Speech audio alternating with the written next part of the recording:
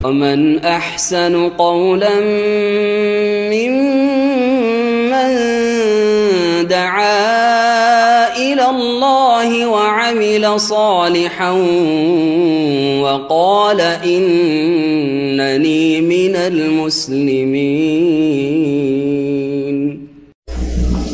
السلام عليكم ورحمة الله وبركاته.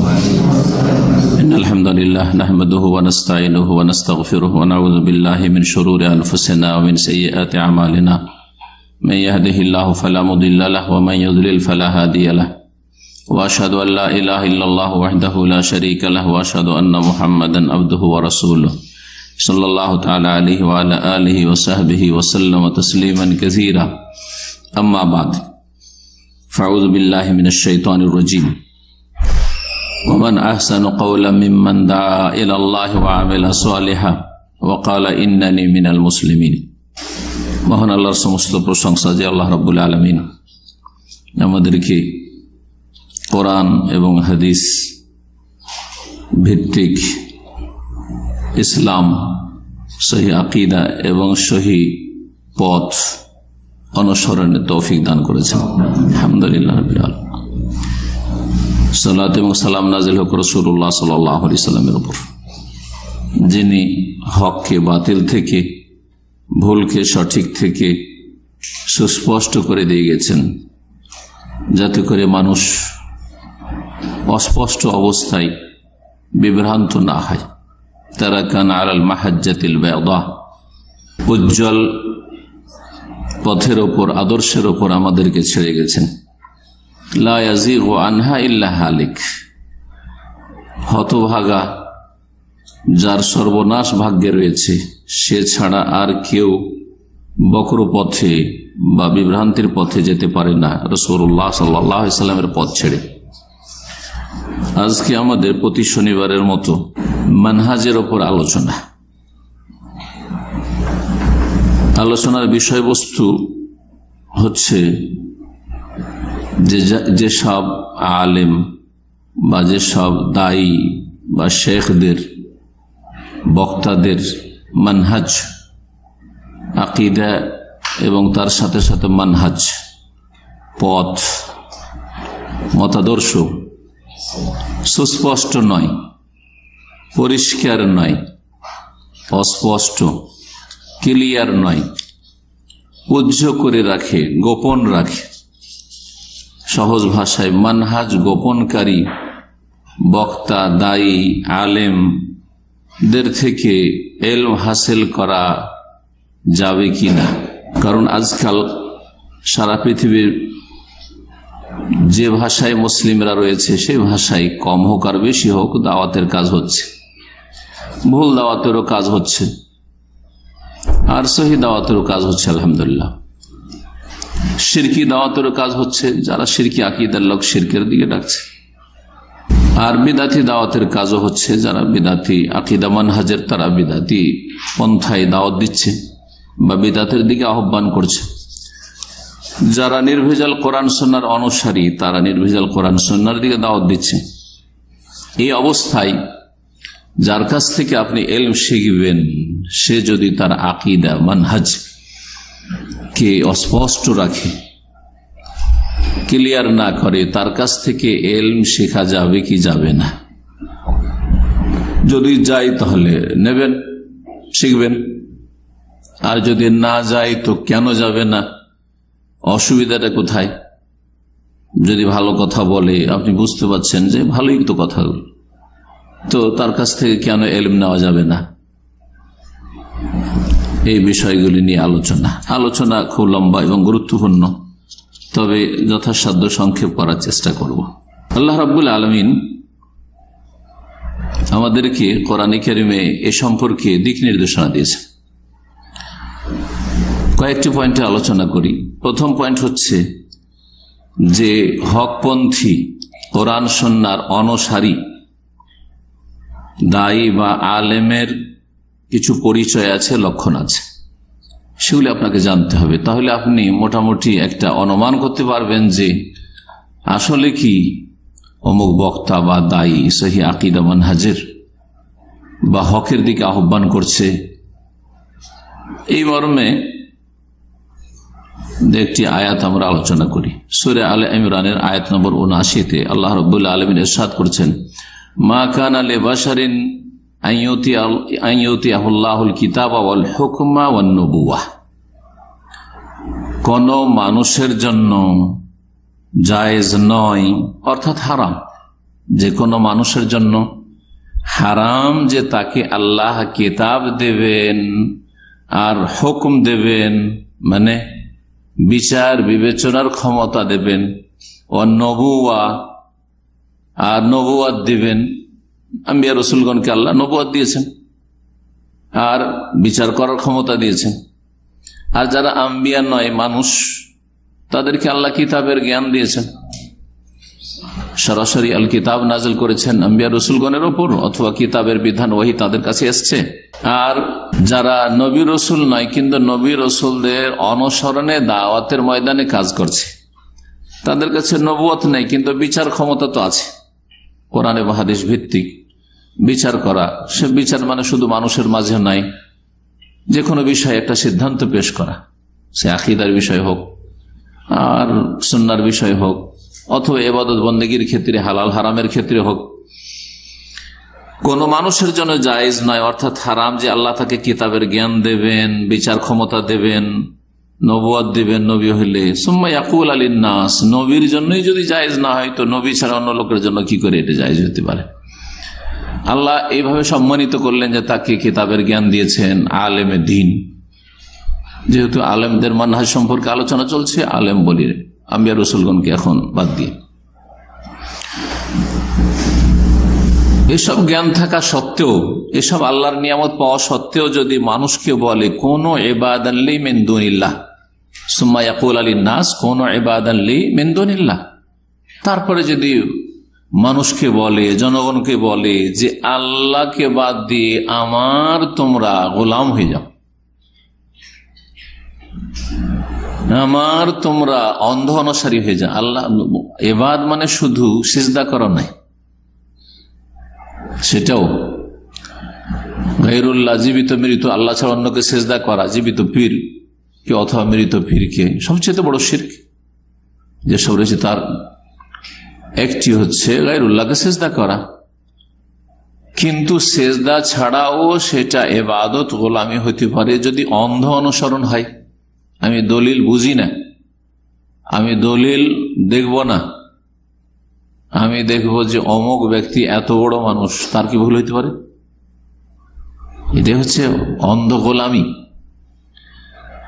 কোন মানুষ নিজের গোলামির দিকে ডাকবে যে আমি যা বলছি এটা চূড়ান্ত, এটা একটু এদিক ওদিক হবে না, এই কথাগুলি কোন মানুষের জন্য জায়েজ নাই। আমাদের কথায় বা আমাদের ইমাম সাহেবের কথায় বা আমাদের পীর সাহেবের কথায় ভুল হতে পারে না। যদি কেউ ওই কথা বলে, সে নিজে বলে অথবা অন্যরা বলে, সকলের জন্য হারাম। সে আলেমের জন্য হারাম যে আমি ভুলের ঊর্ধ্বে ভুল হইতে পারে না, আর যারা সে আলেমের অনুসারী তাদের জন্য হারাম এই বিশ্বাস রাখা যে যা কিছু বলে সব ঠিক। কি হইতে হবে তাহলে? আল্লাহ কোন রব্বানি ইন, তবে তোমরা আল্লাহওয়ালা হয়ে যাও। রব্বানি, কোরআনের ভাষায় রব্বানির বহুবচন রব্বানি ইন।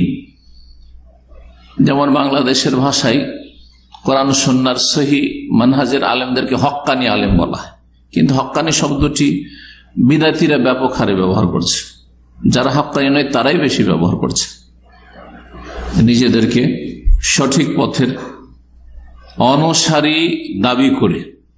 ওই যেটাকে বাংলা ভাষায় হক্কানি বলা হয় সেটা হচ্ছে রব্বানি। হক আল্লাহর নাম, তার সাথে সম্পৃক্ত করে হক্কানি। রব আল্লাহর নাম, তারা রবের সাথে সম্পৃক্ত করে রব্বানি। তবে তোমরা হে আলেম সমাজ, হে দায়ীরা, হে বক্তারা, তোমরা কি হবে? রব্বানি, আল্লাহওয়ালা হবে।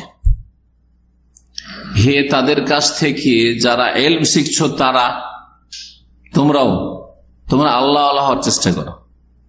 বক্তা এবং শ্রোতা, ওস্তাদ এবং ছাত্র, সকলে কি হবে? ওয়ালাকিন কুনু রাব্বানিইনা, তোমরা আল্লাহওয়ালা হও।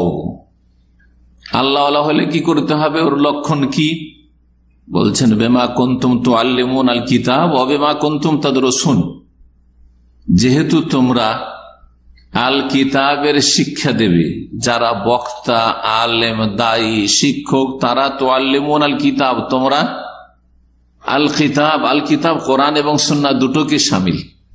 কোরআনে কারীমের যে আয়াতগুলিতে শুধু আল কিতাব বলা হয়েছে, সেটাতে পুরো ওহী, কোরআন সুন্নাহ, কোরআন হাদিস দুটোই শামিল। আর যেখানে আল কিতাবের সাথে ওয়াল হিকমা বলে, ওয়া ইউআল্লিমুহুমুল কিতাব ওয়াল হিকমা, সেখানে মুফাসসিরগণ বলেছেন আল কিতাব বলতে শুধু আল কোরআন, আর হিকমা বলতে সুন্নাহ হাদিস, কারণ সেখানে একটু বিস্তারিত বলা হয়েছে। কারণ শুধু কোরআন দিয়ে আপনি কোনো বিচার করতে পারবেন না, কোনো ইবাদত করতে পারবেন না, কোনো কিছু স্পষ্ট আপনি পুরোভাবে জানতে পারবেন না। কোরআনের সর্বোত্তম ব্যাখ্যা কোরআনের পরে হচ্ছে হাদিস বা সুন্নাহ রাসূলুল্লাহ সাল্লাল্লাহু আলাইহি ওয়াসাল্লামের।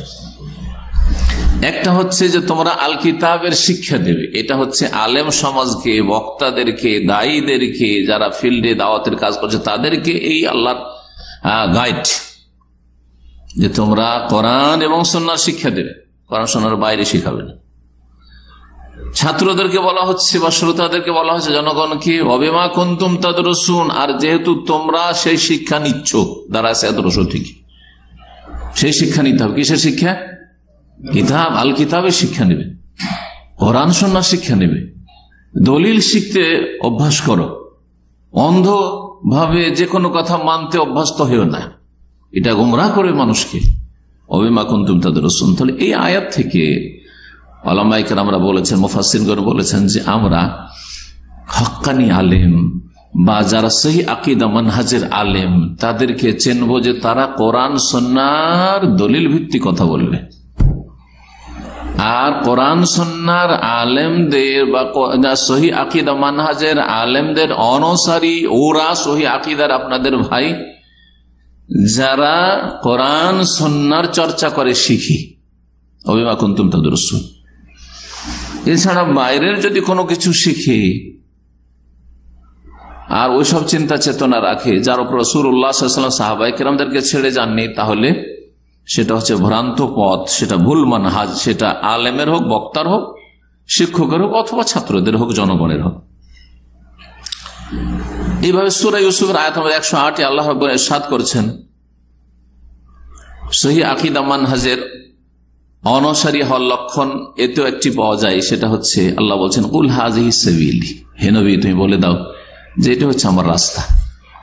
রাস্তা একটি হবে, একাধিক অনেক রাস্তা হবে না। ইসলামের রাস্তা সিরাতে মুস্তাকিম একটা, সেটা হচ্ছে কোরআন সুন্নাহর পথ। আদউ ইলাল্লাহ, এবং আল্লাহর দিকে ডাকছি। ডাকবেন কোন দিকে? আল্লাহর স্বার্থে ডাকবেন, আল্লাহর দ্বীনের স্বার্থে ডাকবেন, আপনার স্বার্থ যেন না বড় হয়। দাওয়াতের ময়দানে কাজ করছে, নিজের স্বার্থটা বড়, আমার স্বার্থ যেন ঠিক থাকে, আমাকে যেন লোকেরা বড় করে, হ্যাঁ আমি যেন সিনিয়র থাকি, অথবা আমার কথা সবাই মেনে নেয়, না না, এইরকম চিন্তা চেতনা যাতে না হয়, এগুলো খারাপ লক্ষণ। অথবা আমার দুনিয়ার কোনো গরজ রয়েছে, পয়সা ছাড়া চলতে জানি না, পয়সা ছাড়া জমার খুদবা দেবো না, পয়সা ছাড়া কোন জায়গাতে গরিব পার্টি হইল পয়সাতে কোনো ডিসকাউন্ট নেই, না না না, এগুলো আল্লাহ ডাকছেন না আপনি, তাহলে আপনার আগে স্বার্থ এত টাকা হইতে হবে, আর তারপরে তখন ইসলাম। আদু ইলাল্লাহ একটা, তাহলে ইখলাসের শিক্ষা দেওয়া হয়েছে। এতে কি শেখানো হয়েছে? সহি আকীদা মানহাজের আলেম এবং ছাত্রদের পরিচয় হচ্ছে যে মুখলিস হবে, ইখলাস থাকবে, লিল্লাহিয়াত। 2 নম্বর হচ্ছে আলা বাসীরাতিন, জি জ্ঞানের সহিত, চোখ খুলে চলবে। চোখ কিসের উপর রেখে, দৃষ্টি কিসের উপর রেখেছে? দলিলের উপর রেখেছে, কোরআন সুন্নাহর দলিলের উপর দৃষ্টি আছে। বিনা এলমে, না জেনে কথা বলবেন না, না পড়াশোনা করে বক্তব্য রাখবেন না, না পড়াশোনা করে গবেষণা না করে সঠিক জিনিসটা না জেনে মানুষকে বলতে থাকলো আর লিখতে থাকলো, এলো পাথাড়িব, যার ফলে মানুষ গুমরাহ হইল, এটা কাজ করবেন। আলা বাসির আলা ইলমিন, জি, নিশ্চিত জ্ঞান হইতে হবে। যেমন চোখে দেখলে আপনার কোনো সন্দেহ, চোখে দেখছি এটা হচ্ছে পানির বোতল, আপনি যদি এটা বলেন শরবত, আমি বিশ্বাস করব? আপনার সবাই বলে বিশ্বাস করব? আলা বাসিরা, এইরকম ইয়কিনের সাথে আপনাকে ইলম হাসিল করে তারপরে দিনের কথা বলতে হবে, যদি আপনি দিনের দায়ী হন। আর দিনের কথা শিখতে হবে এইরকম ইলম ভিত্তিক, জ্ঞান ভিত্তিক শিখতে হবে, দলিল ভিত্তিক শিখতে হবে যদি আপনি ছাত্র হন। আমিও এই পথের পথিক, রাসূলুল্লাহ সাল্লাল্লাহু আলাইহি ওয়াসাল্লাম বলছেন, আল্লাহ বলতে বলছেন নবী সাল্লাল্লাহু আলাইহি ওয়াসাল্লামকে, এবং আমার অনুসারীরাও, যারা আমার অনুসারী হবে তারাও এই পথের পথিক। তাদের কাছে ইলম থাকবে, ইখলাস থাকবে, এরা হচ্ছে সহিহ আকীদা মানহাজের লোক। ওয়া সুবহানাল্লাহ, এবং আল্লাহ পাক পবিত্র, আল্লাহর পবিত্রতা ঘোষণা করছি। ওয়া মা আনা মিনাল মুশরিকিন, আমি মুশরিকদের দলভুক্ত না। সুতরাং শিরকের সাথে, মুশরিকের সাথে দিনের ব্যাপারে, ধর্মীয় বিষয়ে কোনো ডিসকাউন্ট নেই, ছাড় নেই, আর কোন সমঝোতা, আপোষ নেই। এই ক্ষেত্রে কোনো আপোষ নেই। দুনিয়ার ক্ষেত্রে আপোষ হইতে পারে, আপনি আপনার টাকা পয়সা দিয়ে দেন, আপনি আপনার ন্যায্য অধিকার ছেড়ে দেন, কাউকে ধার দিয়েছেন মাফ করে দেন, সে মুসলিম হোক অমুসলিম হোক, সহি আকীদার হোক আর ভ্রান্ত আকীদার হোক, আপনি আপনার ব্যক্তিগত কোনো কিছু করছেন, সেটা আলাদা বিষয়। কিন্তু দিনের ক্ষেত্রে বৃহৎ স্বার্থের জন্য শিরকের সাথে সমঝোতা করতে হবে, এই কথা বড় বিচক্ষণ ব্যক্তি আর বড় বিখ্যাত মানুষের কাছ থেকে এগুলি বিভিন্ন সময় শোনা গেছে। এগুলি হচ্ছে ভ্রান্ত আকীদা এবং মানহাজের আলেম বা দায়ী বা বক্তাদের পরিচয়। নাম বলে কাউকে ছোট করতে চাইছি না। যদি এইরকম কিছু দেখেন যে শিরকের সাথে সমঝোতা, গিয়ে মাজারে চাদর চড়াচ্ছে আর বলছে আমরা তো সহিহ আকীদার, আপনাদের কাছাকাছি, আমাদের মাঝে আপনাদের মাঝে তেমন তো পার্থক্য নাই। গণতন্ত্রের এই কুফরির পদ্ধতিকে ইসলামের লেভেল লাগিয়ে আমাদেরকে ক্ষমতায় আসতে হবে চোরের হাত কাটার জন্য। যদি ভালোটাই যদি ধরি যে আসলে যদি করে, তাহলে ধরেন দণ্ডবিধান কায়েম করার জন্য, হ্যাঁ, রাষ্ট্রীয় পর্যায়ে ইসলামের বাস্তবায়নের জন্য, যেটা একামত দিনের ব্যাখ্যা নাই, ভুল ব্যাখ্যা করে মানুষকে বিভ্রান্ত করা হচ্ছে। জি হ্যাঁ, যেটা ইলম নয় আসলে। রাসূলুল্লাহ সাল্লাল্লাহু আলাইহি ওয়াসাল্লাম ছেড়ে যাওয়া ইলম, যে আকিমুদ্দিন মানে ক্ষমতা অর্জন করা, আকিমুদ্দিন যেখান থেকে রাসূলুল্লাহ সাল্লাল্লাহু আলাইহি ওয়াসাল্লাম দিন কায়েম শুরু করেছেন, তাওহীদ থেকে শুরু করেছেন, আর ইবাদত, আখলাক, মুআমালাত সবকিছু শুরু থেকে শেষ পর্যন্ত ধীরে ধীরে ধীরে পূর্ণ হয়েছে। কিন্তু শুরু হয়েছে তাওহীদ সুন্নাহ দিয়ে, আর শেষ হয়েছে তাওহীদ সুন্নাহ দিয়ে, তাওহীদ কায়েমের মাধ্যমে। কারণ মুওয়াহহিদ চিরকাল যতই পাপী হোক না কেন জাহান্নামে থাকবে না। তাওহীদ কায়েমের মধ্যে জান্নাত পাওয়াটাই হচ্ছে সবচেয়ে বড় বৃহৎ স্বার্থ, যেটা শিরকের ক্ষেত্রে ছাড় দিলে কখনো হাসিল হবে না, বঞ্চিত হইতে হবে। সুতরাং এখানে ঘোষণা আল্লাহ করতে বলছেন, ওমান আমি আল মুশরিকিন, আমি মুশরিকদের সাথে কোনো সম্পর্ক রাখি না, দিনই সম্পর্ক রাখি না। 25শে ডিসেম্বরে দুনিয়ার বন্ধুত্ব আর সম্পর্ক আর স্বার্থ ঠিক রাখার জন্য ক্রিসমাসের অভিনন্দন জানাবেন, না না না, আপনি কুনতা মিনাল মুশরিকিন বা সিরতা মিনাল মুশরিকিন, আপনি মুশরিকদের দলভুক্ত হয়ে গেলেন। আল্লাহ ঘোষণা করতে বলছে, ওমান আমি আল মুশরিকিন, আমি মুশরিকদের অন্তর্ভুক্ত নই। যদি আপনি কাউকে অভিনন্দন জানান, যদি আপনি কাউকে এইরকম কিছু করেন, অভিবাদন পেশ করেন, কারো অনুষ্ঠানে শরীক হন এইরকম, তাহলে চিন্তা করুন। শেখ ইবনে বাজ রাহিমাহুল্লাহ, শেখ ইবনে উসাইমিন এই মাসলাগুলি নিয়ে আলোচনা করেছেন। যদি একজন লোক মদ খাচ্ছে আর ওকে বলছেন যে ওয়েলকাম, হ্যাঁ স্বাগতম, কেমন লাগছে কথাটা শুনে? পারবেন করতে? সামান্য ঈমান থাকলে আর জ্ঞান থাকলে, যে মদ খাচ্ছে আর জিনা করছে, হ্যাঁ, নারী পুরুষ আর আপনি বলছেন যে ওয়েলকাম ওয়েলকাম, পারবেন করতে? অসম্ভব। জেনা, মদ খাওয়া, এই ধরনের এগুলো জুয়া খেলা কাবিরা গুনাহ, ঠিক না? বড় কুফর না, কিন্তু শিরক সবচেয়ে বড় গুনাহ, তাই না? ইসলাম থেকে খারিজ করে দেয়। যদি কেউ বলে যে আল্লাহর সন্তান আছে, কুফর। লাকাদ কাফারা আল্লাযীনা ক্বালু ইন্নাল্লাহা সালিসু সালাসা, আল আব ওয়াল ইবন, পিতা পুত্র, যদি এসব কথা বলে তাহলে সে কাফের হয়ে গেছে। লাকাদ কাফারা আল্লাযীনা ক্বালু ইন্নাল্লাহা ওয়াল মাসীহ ইবনে মারইয়াম, কাফের বলে ঘোষণা করেছেন। তাহলে এই কুফরি আকীদা হচ্ছে খ্রিস্টানদের, যে ঈসা আলাইহিস সালাম নাউযুবিল্লাহ কি আল্লাহর পুত্র, সান অফ গড। আর এই সান অফ গডের কি হচ্ছে জন্মদিবস হচ্ছে 25শে ডিসেম্বর, আর সেই দিনে আপনি অভিনন্দন জানাচ্ছেন। তাহলে একজন মদখোরকে, জেনাকারীকে অভিনন্দনের চাইতে বড় অপরাধ করলেন কিনা? কথা বুঝছেন না? বুঝছেন না? বুঝে আসছে যে ওরা এই কুফরি আকীদা নিয়ে যে আল্লাহর পুত্র এই দিনে জন্মেছে 25শে ডিসেম্বরে, সেই দিনে ওদের আকীদার উপর, এই বিশ্বাসের উপর অভিনন্দন জানাচ্ছেন আপনি, অভিবাদন পেশ করছেন, মুবারকবাদ দিচ্ছেন আপনি। তাহলে আপনি শিরকের ওপর, কুফরির ওপর, কেউ প্রতিমাকে সেজদা করছে, পুতুলকে সেজদা করছে, তাহলে কোনো ব্যাপার না, আপনি তাকেও বলবেন যে মোস্ট ওয়েলকাম, বলবেন তাহলে স্বাগতম।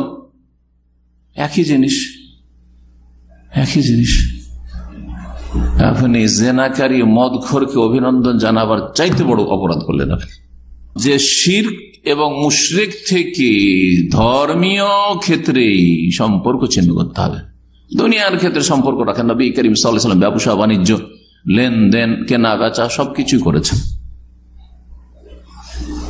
পার্থিব চুক্তি, যে শান্তিতে আমরা বসবাস করি মদিনায়, তোমরাও শান্তিতে থাকো, আমরাও শান্তিতে থাকি, আন্তর্জাতিক চুক্তি সব করেন, কিন্তু ধর্মকে বিক্রি করে নাই। তাওহীদের জায়গায় শিরকে লিপ্ত হয়ে নয়, সুন্নতের জায়গায় বিদআতে লিপ্ত হয়ে নয়। যেমন সালাতে যদি আপনাকে বলা হয় যে একটু ডিসকাউন্ট করো, ফজরে আজান দিও না, আর ফজরে এভাবে তোমরা নামাজ পড়িও না, ঘুমে ডিস্টার্ব হচ্ছে, বা দিয়ে দিবেন নাকি? তাহলে না, ঠিক ওই রকমই ওর চাইতে বেশি অপরাধ হচ্ছে শিরক কুফরিতে অংশ নেওয়া। যাই হোক, এইভাবে আল্লাহ রাব্বুল ঘোষণা করতে বলেছেন যে ওমান আহসানু কাওলাম মিম্মান দা ইলাল্লাহ, সূরা ফুসসিলাত, হামিম সেজদা, আয়াত নম্বর 33। ওর চাইতে ভালো মানুষ আর কি আছে যে কি করে? আল্লাহর দিকে ডাকে। এখানে ইখলাসের শিক্ষা দেওয়া হয়েছে। ইখলাস ও আমেলা সালেহার, ভালো আমল করে। তাহলে যিনি আপনার শিক্ষক হবেন, ইসলামের বক্তা হবেন, দায়ী হবেন, যেন ভালো মানুষ হয়, সৎকর্মশীল হয়, তার আকীদা, ইবাদত, আখলাক যেন ভালো হয়। ওয়াকালা, এবং বলবে, ক্লিয়ার বলবে, ইন্নানি মিনাল মুসলিমিন, আমি মুসলিম, আমি মুসলিমদের অন্তর্ভুক্ত। ইসলামের কথা বলতে গিয়ে স্পষ্ট করবে। মুসলিম বলা আর এই মুসলিম সমাজে অনেক ফিরকা জন্মে যাওয়ার পরে সহি আকীদার পরিচয় দেওয়া যে আমি সালাফে সালেহিনের অনুসারী। কোন মুসলিম আমি, কোন ইসলামের অনুসারী? যেই ইসলামের ওপর সালাফে সালেহিনরা ছিলেন, অর্থাৎ রাসূলুল্লাহ সাল্লাল্লাহু আলাইহি ওয়াসাল্লাম, মের সাহাবায়ে কেরামগণ, সালাফে উম্মতের, তারপরে তাবেঈনগণ, যারা দায়ী ইলাল্লাহ হবে, দ্বীনের দাওয়াতে কাজ করবে, তারা আল্লাহর দিকে ডাকবে।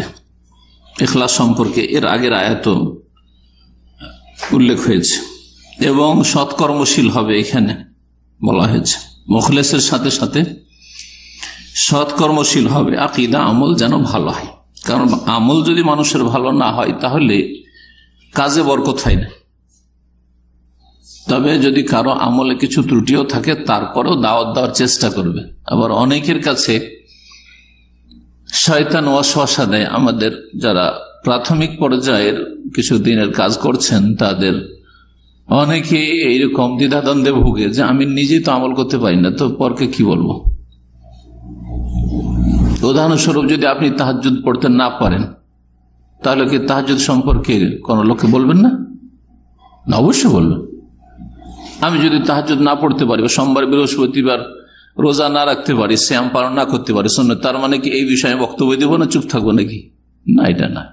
তবে হারাম নাজায়েজে যেন লিপ্ত না থাকে কেউ, আর ফরজ অজেবে যেন ঘাটতি না হয়, আর যথাসাধ্য যত ভালো আমল সুন্নত নফল বেশি বেশি করবে, আর মাকরুহাত অপছন্দনীয় কথা কাজ থেকে বাঁচবে, তত বেশি দিনের দাওয়াতে বরকত হবে, তৌফিক হবে এবং মানুষের ওপর তাসির হবে।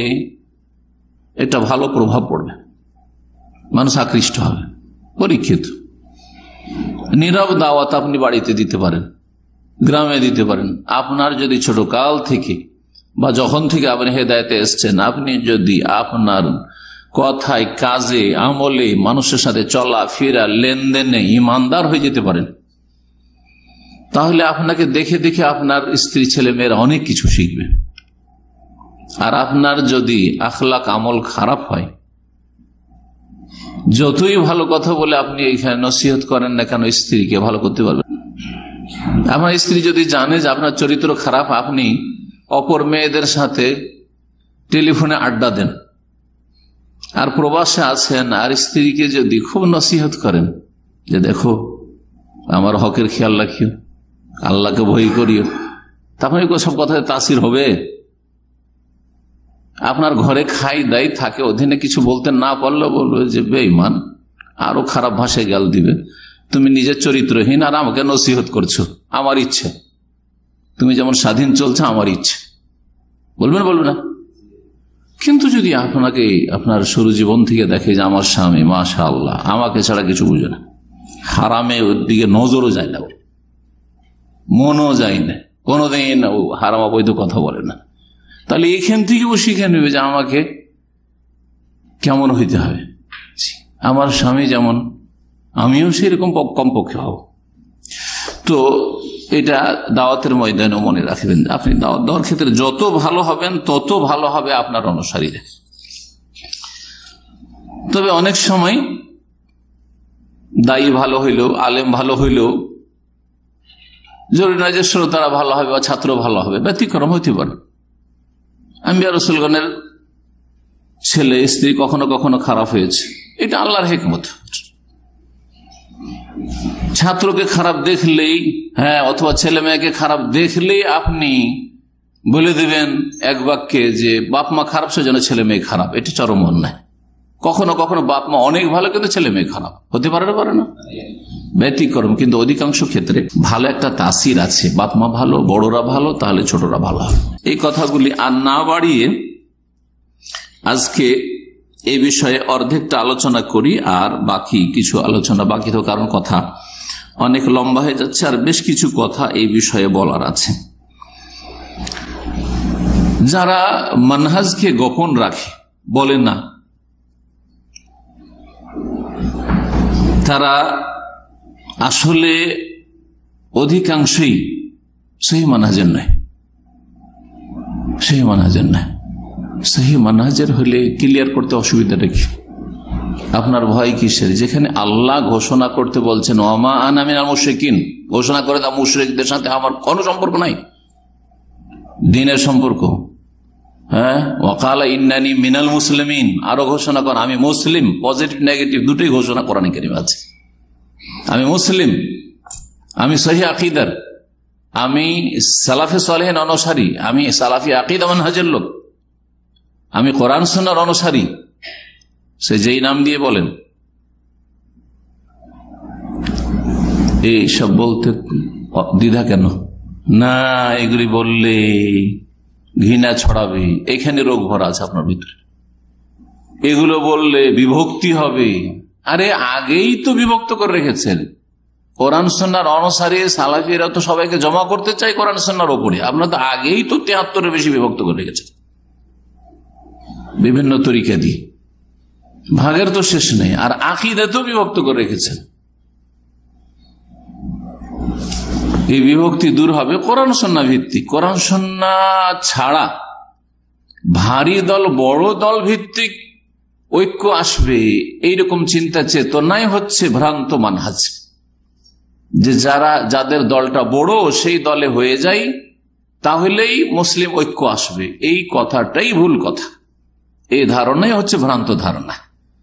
আর সহি আকীদা হচ্ছে, সহি মানহাজ হচ্ছে যে কোরআন সুন্নাহর দলিলের উপর প্রতিষ্ঠিত হয়ে ঐক্য গড়ে তুলতে হবে।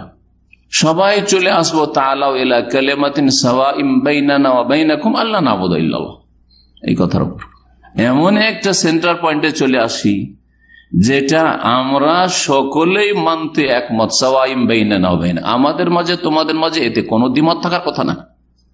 আল্লা না'বুদা ইল্লাল্লাহ, যে এক আল্লাহর ইবাদত করব, তাওহীদ, শিরক মুক্ত হওয়া। আল্লাহ না'বুদা, শিরক করব না, ইল্লাল্লাহ, একমাত্র আল্লাহর ইবাদত, তাওহীদ, শিরক মুক্ত হয়ে তাওহীদ প্রতিষ্ঠা করব সার্বিক জীবনে। ওয়ালা নুশরিকা বিহি শাইআ, আরো ক্লিয়ার করার জন্য তার সাথে কোনো কিছুকে শরীক করব না। ওয়ালা ইয়াত্তাখিযা বা'দুনা বা'দান আরবাবা মিন দুনিল্লাহ, আল্লাহ ছাড়া কাউকে পৃষ্ঠপোষক হিসাবে, বিধানদাতা হিসাবে। আর কেউ হালাল হারাম বলে দিলে অন্ধভাবে মেনে নিলাম, এটা না। দলিলের সাথে চলার চেষ্টা করব, দলিল খোঁজার চেষ্টা করব। এই হচ্ছে কোরআনী শিক্ষা। যারা নিজের মানহাজকে গোপন রাখে, প্রকাশ করতে চাই না, এটা কোরআনী শিক্ষা নয়, এটা হচ্ছে বাতিল মানহাজ, এটা বাতিল তরিকা। সূরা হিজর আয়াত নম্বর 94 আল্লাহ রাব্বুল আলামিন ইরশাদ করেছেন, ফাসদা বিমা তুমার ওয়া আরিদ আনিল মুশরিকিন। হে নবী মুহাম্মদ সাল্লাল্লাহু আলাইহি ওয়াসাল্লাম, তুমি যার জন্য আদিষ্ট হয়েছো, যেই নির্দেশ তোমাকে দেওয়া হয়েছে, সেটা ফাসদা মানে খোলাখুলি বর্ণনা করে দাও, ক্লিয়ার বর্ণনা করে দাও। জি, সদ দাল আইন এর মানে হচ্ছে কোনো কিছুতে ফাটল ধরানো। আমাদের বাংলা ভাষা তো একটা কথা অনেকে আঞ্চলিক ভাষা ব্যবহার করে, ফাটাফাটি কথা হয়ে গেল, একটা হয়ে গেল না, মানে ক্লিয়ার কথাবার্তা হয়ে গেল, তাই না? একটা ফাটাফাটি যা হইলো হয়ে গেল আজকে কথা। জি, এই ফাসদা বিমা তুমার, যার আদেশ হয়েছে কোরআন সুন্নাহয়, সেটা একবারে খোলাখুলি বর্ণনা করে দাও। ওয়া আরিদ আনিল মুশরিকিন, আর মুশরিকদেরকে এড়িয়ে চল, মুশরিকদের থেকে বিমুখ হও, তাদের পথের পথিক হইও না। যারা সাধারণত মানহাজ গোপন রাখে, তাদের অন্তরে সহি আকীদা, মানহাজ সম্পর্কে বিদ্বেষ আছে, কমপক্ষে আকীদার তাদের কাছে গুরুত্ব নেই। অনেক আজকাল ইংলিশ বক্তাদের কাছ থেকে শোনা যায় আকীদার কথা কোথায় কোরআনে আছে, আর ওদের পিছনে পিছনে অনেকে ছুটে, ফলোয়ার অনেকে আছে। যেহেতু যদি তাদের ওস্তাদি আকীদা না বুঝে, তাওহীদ না বুঝে, তো ছাত্র কি বুঝবে? শেখ সালেহ ফৌজান হাফেজাহুল্লাহ তাআলা একটি কিতাবই রয়েছে পুস্তিকা আত-তাওহীদ ফিল কোরআন কারীম, আমার অনুবাদ আছে, ছাপা বই। কোরআনে কারীমে তাওহীদ, রুবুবিয়্যাত, উলুহিয়াত, আসমা সিফাত আয়াত দ্বারা, অনেকগুলি আয়াত, সূরা ফাতিহা থেকে শুরু করে একবার শেষ পর্যন্ত, সূরা নাস পর্যন্ত। কিন্তু যার জ্ঞান চক্ষু নেই, কোরআনের ওপর গভীরতা নেই, তাওহীদের জ্ঞান নেই, কি করে উপলব্ধি করবে তাওহীদ, যে কোরআনে কারীমে কোন আয়াতে তাওহীদ, কোন তাওহীদ আছে? এদের অন্তরে হয় বিদ্বেষ আছে সহি আকীদা মানহাজের ক্ষেত্রে, আর না হইলে অজ্ঞতা আছে। সূরা আলে ইমরান আয়াত নম্বর 118 আল্লাহ রাব্বুল আলামিন এই শ্রেণীর লোকদের সম্পর্কেই বলেছেন, যদিও আয়াত ইহুদিদের সম্পর্কে, কিন্তু এই চরিত্র তো মুসলিম সমাজের এক শ্রেণীর লোকদের মধ্যে থাকবে, আছে। মাগযুব আলাইহিম, ইহুদিদেরকে উদ্দেশ্য করে, তার মানে ইহুদিদের সাথে সীমিত নাই। ইহুদিরা জানার পরে রাসূলুল্লাহ সাল্লাল্লাহু আলাইহি সাল্লামের দাওয়াত কে মেনে নেয়নি, সেই জন্য তাদেরকে আল্লাহ কি বলেছেন? মাগযুব আলাইহিম, দলিন পথভ্রষ্ট খ্রিস্টানদেরকে আল্লাহ বলেছেন। তার মানে কি মুসলিম সমাজে মাগযুব আলাইহিম দলিন নেই? আছে। জানার পরে যারা মানল না, তারা হচ্ছে মাগযুব আলাইহিম। মুসলিম সমাজের মাদ্রাসা পড়েছে আর শিরক বিদআত করছে, করাচ্ছে, মাগযুব আলাইহিম। অজ্ঞতা, শিখলো না, শিখার সুযোগ পেল না, শিখলো না, চেষ্টা করলো না, যার ফলে দল্লিন হয়ে মরে গেল শিরক বিদআত করে। এরা হচ্ছে খ্রিস্টানদের মতো গোমরাহ। তো ঠিক তেমনি এই আয়াতটি আলে ইমরানের আয়াত নম্বর 118, আল্লাহ বলছেন কাদ বাদাতিল বাগদাউ মিন আফওয়াহিহিম, তাদের মুখ থেকে বিদ্বেষ, শত্রুতা প্রকাশ পেয়ে গেছে। মাঝে মধ্যে যে ভিতরে বিদ্বেষ আর শত্রুতা ভরা আছে সেটা জাহির হয়ে যায়, প্রকাশ পেয়ে যায়। এর মেলা নজির আছে। ইমাম বুখারী রাহিমাহুল্লাহ সম্পর্কে তাদের মন্তব্য, ইমাম বুখারী আতর বিক্রেতা ছিলেন। আতর যে বিক্রি করে সে আতর ব্যবহার করে না। হ্যাঁ, আতর সম্পর্কে ভালো জানা আছে, তার নলেজ আছে কোনটা কেমন, তাই না, কোয়ালিটির, কিন্তু সে ব্যবহার করে না, বিক্রি করে, অন্যকে দেয়। কারা লাভবান হয় আতর থেকে? ক্রেতা যারা, গ্রাহক যারা। ইমাম বুখারী রাহমাতুল্লাহ হাদিসের মুহাদ্দিস, মানে হাদিস জানতেন, ফিকহ জানতেন না। ফিকহের জ্ঞান যারা গভীর রাখে তারা হচ্ছে আতর থেকে উপকৃত হনেওয়ালা, আর তারা হচ্ছেন ফোকাহা। এইসব কথাবার্তা আমাদের দেশে বড় বড় আলেমরা বলে থাকে, বড় বড় দারুল উলুমে বলা হয়, শিক্ষা দেওয়া হয়। আমাদের ওস্তাদেরা ওই সব মাদ্রাসা আর জামিয়াতে পড়ে আসছে, বলে যে ওখানে এই শিক্ষা দেওয়া হয়। বুখারীর দর্শ দেয় দাওয়ারে হাদিসে, আর বলে যে ইমাম বুখারী আতর বিক্রেতা, হ্যাঁ, ইতির ফরোশ থে, আতর বিক্রি করনে वाला ছিল।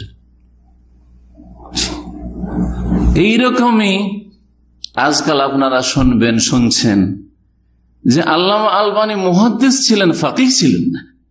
নাউযুবিল্লাহ, নাউযুবিল্লাহ। যার হাদিস হবে এত পাণ্ডিত্য থাকবে, হাদিস বুঝবেন না, যে ফাকিহ হতে পারলেন না, জ্ঞানী হতে পারলেন না। হাদিস তিনি সহিহ সহিহ বুঝছেন, কিন্তু হাদিস থেকে কোন মাসলা ইস্তেমবাদ হবে এটা বুঝেন না। আপনি গায়র ফাকিহ বলে ফাকিহ নয়। কাদ বাদাতিল বাগদাউ মিন আফওয়াহিহিম, মুখ দিয়ে তাদের বিদ্বেষ, শত্রুতা প্রকাশ পেয়েছে, বেরিয়ে পড়েছে। ওমা তুখফি সুদুরহুম আকবার, আর তাদের অন্তরে যা কিছু গোপন আছে, লুকায়িত আছে, আরো শত্রুতা বিদ্বেষ, সেটা এর চাইতেও মারাত্মক বড়। আল্লাহ বলছে ভিতরে আরো কিছু ঢুকানো আছে। তারা চায় না যে সালাফি দাওয়াতের প্রচার প্রসার হোক, তারা চায় না যে তাওহীদ সুন্নাহর প্রচার প্রসার হোক। আজকে সৌদি আরবের বিরুদ্ধে এত সোচ্চার সারা পৃথিবীর সমস্ত বিদাতি মানহাজের লোকেরা কেন? একমাত্র কোরআন সুন্নাহ অনুসারীরা ছাড়া সবাই আজকে সোশ্যাল মিডিয়ায় দেখেন সৌদি আরবের বিরুদ্ধে। কেন? যেসব ভুলগুলিকে হাইলাইট করা হচ্ছে সেগুলি পুরো দমে ওই দেশে আছে যেই দেশকে আদর্শ বলছে, যেই দেশের শাসককে সুলতান বলছে, খলিফা বলছে, সেই দেশের শিরক থেকে শুরু করে, সমকামিতা থেকে শুরু করে, আর অবাধ মেলামেশা থেকে শুরু করে, তারপর সেকুলার ধর্ম নিরপেক্ষতা থেকে শুরু করে সবকিছু আছে। কেন? কারণ এখানে এসে শিরক করার সুযোগ পাওয়া যায় না, এখানে এসে বিদআত করার সুযোগ পাওয়া যায় না, এখানে এসে সংগঠন করলে লুকিয়ে লুকিয়ে ঘরে ঘরে করে বেড়াইতে হয়, সংগঠন করার সুযোগ পাওয়া যায় না, এখানে এসে মিটিং মিছিল করার সুযোগ পাওয়া যায় না, এখানে হকের মুখ খোলা আছে, বাতিলের মুখ বন্ধ আছে, যেটা চাই না। যার ফলে সাহাবায়ে কেরামদেরকে যারা গালমন্দ করে, ইসলাম থেকে বহিষ্কার করে যেসব গোমরাহরা, তাদের পক্ষ নেই, কিন্তু সৌদি আরবের পক্ষ নেওয়ার তৌফিক হয় না। এরা কি শিখাবে? যাদের অন্তরে তৌহিদ আর বেলাদুত তৌহিদের দুশ্মনী ভরা আছে, তারা কি শিখাবে আপনাকে? সেই মানহাজের আলেমরা, বক্তারা, তাদের কাছ থেকে কি শিখবেন আপনি? গুমরাহি ছাড়া কিছু শিখতে পারবেন না। তো আল্লাহ রাব্বুল আলামিন এদের সম্পর্কে ইঙ্গিত করেছেন যে ভিতরে খুব খারাপ অবস্থা তাদের, ওমা তুখফি সুদুর আকবার, আর যা কিছু মাঝে মাঝে প্রকাশ পায় ওতে উদ্ঘাটন করা যায় যে এদের ভিতর খুব খারাপ। আর একটি পয়েন্ট বলি, এখানে দুটি বা তিনটি পয়েন্ট আলোচনা করলাম, তৃতীয় বা চতুর্থ পয়েন্ট বলি, সেটা হচ্ছে যে যারা মানহাজকে গোপন রাখে তারা সবাইকে ধোঁকা দেয়, সবাইকে ধোঁকা দেয়। সবাইকে বলতে যারা সালাফি তাদেরকেও ধোঁকা দেয় যে ভাই আমরা তো আপনাদের মতো কাজ করছি, আমরা সালাফি সালাফি সালাফি। সহিহ আকীদার বক্তা বলছেন না, সহিহ আকীদার বক্তা, সহিহ আকীদার আলেম, আর কিছুদিন পরে প্রকাশ পাচ্ছে, অথবা প্রকাশ পাই না আপনাদের কাছে, কিন্তু যারা সালাফি আলেম ওলামা তাদের কাছে অনেক আগে থেকে এটা জানা। দু চারটি ভালো কথা শুনে আপনারা হুকুম লাগিয়ে দিয়েছে সহিহ আকীদা সহিহ আকীদা। এই যে ধোঁকা দিয়ে রেখেছে আপনাদেরকে, তো সহিহ আকীদার ওলামাদেরকে ধোঁকা দিচ্ছে, আহলে হাদিসদেরকে ধোঁকা দিচ্ছে, সৌদি আরবকে ধোঁকা দিচ্ছে, সালাফিদেরকে ধোঁকা দিচ্ছে। শুধু তাদেরকে ধোঁকা দিচ্ছে না, এমনকি বিদআতীদেরকে ধোঁকা দিচ্ছে, ওদেরকে ধোঁকা দিচ্ছে। মানে ওরাকে ধোঁকাতে রেখেছে যে আছি তোমাদের সাথে, ওরাও মনে করছে যে আমাদেরই লোক। বলছে না, কিছুদিন আগে আমাদের বড় একজন শেখ মদিনা থেকে বাস করে যখন এই মানহাজের ওপর ক্লিয়ার বললেন, তখন একজন তাদেরই বলছে যে উনি কিন্তু আমাদেরই লোক, আমাদের সংগঠনের লোক। জি হ্যাঁ।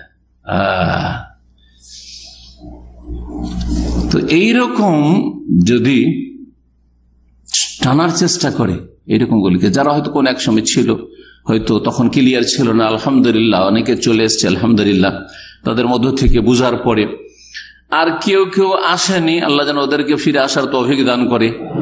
এরা দুই দলকে ধোঁকা দিয়ে রেখেছে, সহিহ আকীদার লোকদেরকে ধোঁকা দিয়ে রেখেছে যে এইসব বিদআতি মানহাজের আলেম বক্তাদেরকে সহিহ আকীদা বলে দিচ্ছেন আপনারা, আর বিদআতিদেরকে ধোঁকা দিয়ে রেখেছে।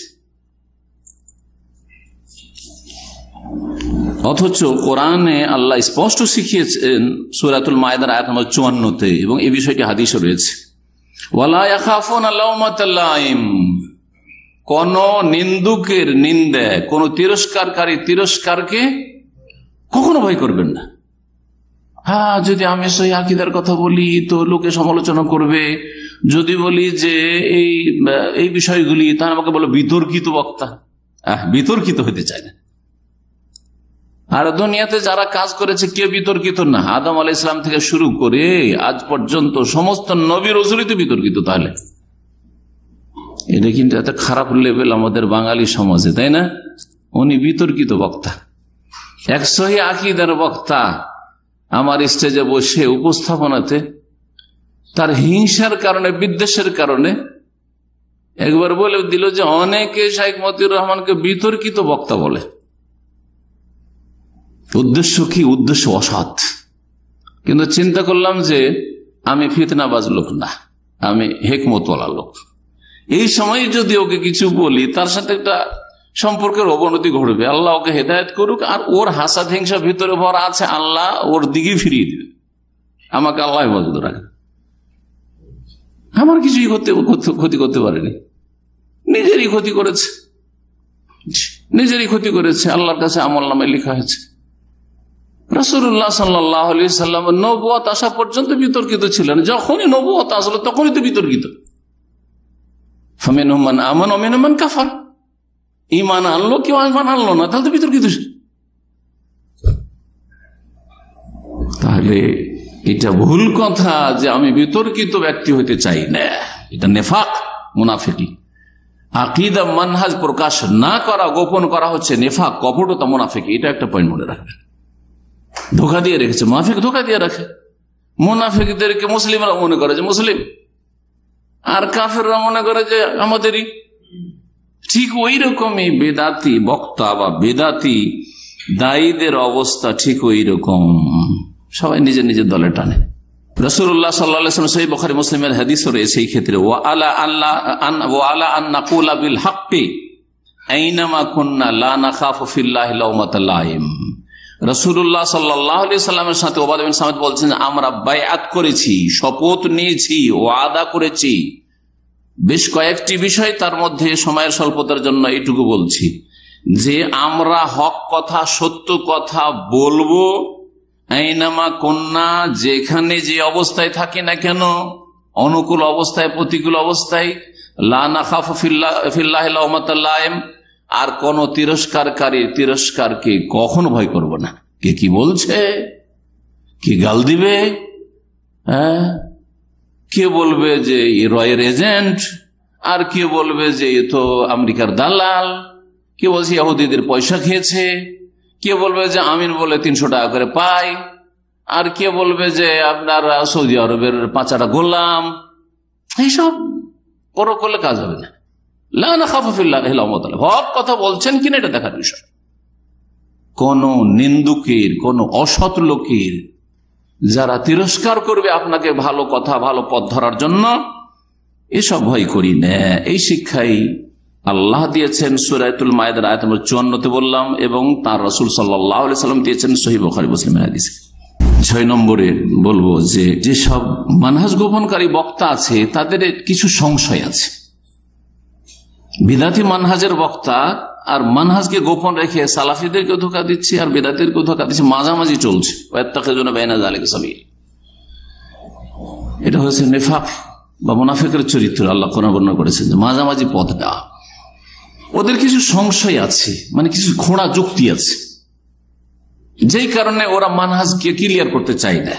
তার মধ্যে একটি হচ্ছে যেটা আমার এই 21 বছরের সৌদি আরবের দাওয়াতে অনেক সহি আকীদার আহলে হাদিস ঘরানার দায়ীরা বক্তারা এক সময় বলেছিল আমার সম্পর্কে যে এইভাবে যদি বলা যায় আর ভুল ধরা যায় তাহলে আমাদের লোকজন কমে যাবে, শ্রোতা কমে যাবে, আমাদের শ্রোতা কমে যাবে। আমাদের আশেপাশে বহু এই সৌদি আরব দাওয়া সেন্টার আছে যেগুলিতে এরকম কিছু সহি আকীদার কিন্তু দুর্বল ইমানের দায়ী, আগে চাকরি, তারপরে আগে আপনার মানুষের সাথে সবার সাথে সম্পর্ক, খাতির, এই খাওয়া দাওয়া, পার্টি, সব দলের অনুষ্ঠানে যাওয়া, আর তারপরে তখন দাওয়া, আগে পেটের দাওয়াত আর তারপরে তখন হকের দাওয়াত, কোরআন হাদিসের দাওয়াত। যার ফলে ওরা এক সময় আমাকে বলেছিল, জি পরোক্ষভাবে বলেছে যে এইভাবে ক্লিয়ার করে যদি ভুল ধরা যায় তাহলে আমাদের লোকজন কি আসবে? লোকজন আসবে না।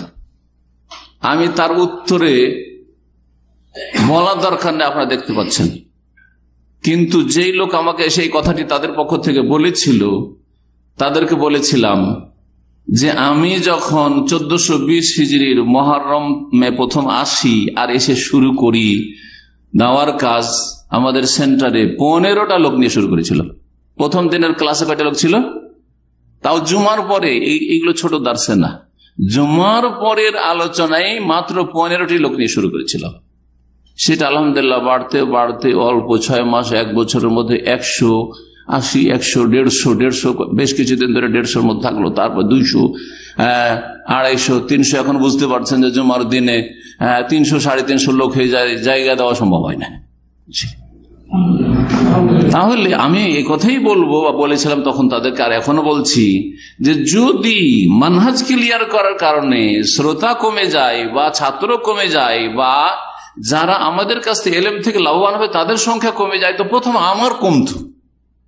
আমার একেবারে দার্স খালি কেউ শিখতো না, বরং আলহামদুলিল্লাহ এখান থেকেই দামাম ইসলামিক সেন্টার থেকে সারা দুনিয়াতে সরাসরি অথবা পরোক্ষভাবে, অনলাইনে অথবা ডাইরেক্ট শিখে গিয়ে বিভিন্ন জায়গায় দাওয়াতের কাজ করছে আলহামদুলিল্লাহ। কিন্তু যারা মানহাজ গোপন করতে চেয়েছিল তাদের কাছ থেকে কতটা শিখেছে তারাই বলবে, আমি বলবো না। লোক কমে যায় এই কথা, এই ধারণা তাদের ভ্রান্ত ধারণা। এই একটা উত্তর এই সংশয়ের, যে যদি ক্লিয়ার করে বলি তাহলে কি হয়ে যাবে যে আমি সালাফি আকীদার লোক, আমি সালাফি মানহাজের লোক, আমি আহলুল হাদিস, আমি ভাই কোরআন সুন্নাহর অনুসারী, আর এই দলগুলিতে ভুল আছে, এই দলে মানহাজগত ভুল আছে, এই দলে বিদাত আছে, এসব কথা বললে লোক কমে যাবে। একটা উত্তর দিলাম, সেটা হচ্ছে যে যদি কমতো তাহলে যারা যেসব দায়ী আলেমরা ক্লিয়ার বলে, যাদের মানহাজ ক্লিয়ার, তাদের অনুসারী সংখ্যা বা তাদের শ্রোতাদের সংখ্যা কমে যেত। কমছে? কমে না। তাহলে উত্তর হলো একটা। দ্বিতীয় উত্তর হচ্ছে যে ইসলামে কোয়ান্টিটি, পরিমাণের গুরুত্ব বেশি না, কোয়ালিটি, ধরনের গুরুত্ব বেশি।